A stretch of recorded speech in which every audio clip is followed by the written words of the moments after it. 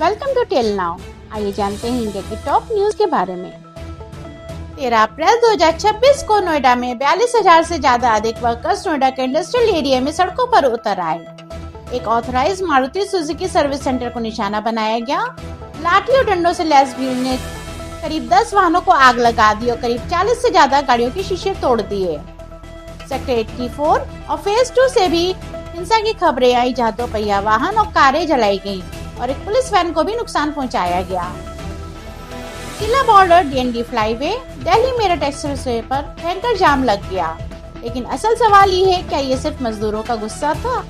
इस पूरे हिंसा और घटनाक्रम में जांच एजेंसी को कुछ अजीब मिला।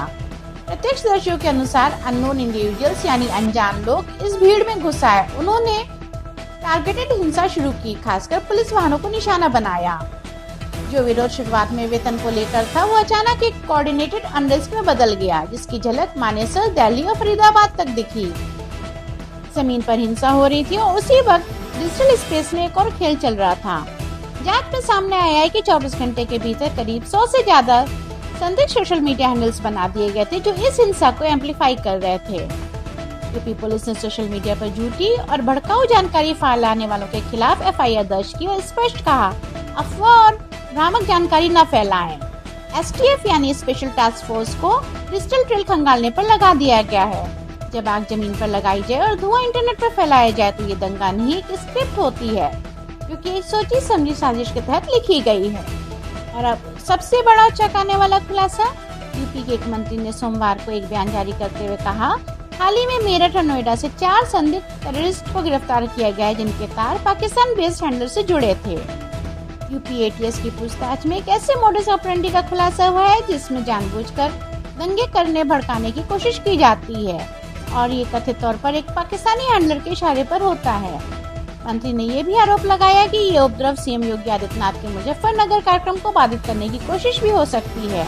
हालांकि ये अभी तक ऑफिशियल तौर पर लिंक नहीं हुआ है। जांच जारी है, लेकिन सवाल उठ चुका है कि ये सवाल और भी बड़ा है। लेकिन इसी बीच में एक बात नहीं भूलनी चाहिए, मजदूर बार बार कह रहे हैं कि उनकी मांगे असली है। प्रशासन ने उनकी मांगे मानी है, लेकिन कंपनी मैनेजमेंट ने कोई कदम नहीं उठाया।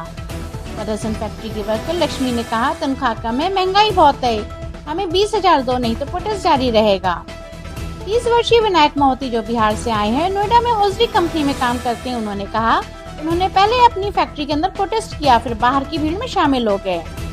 ये मजदूर बेकसूर नहीं है, इनका दर्द असली है, लेकिन सवाल ये है, क्या किसी ने उनके दर्द को हथियार बना लिया है?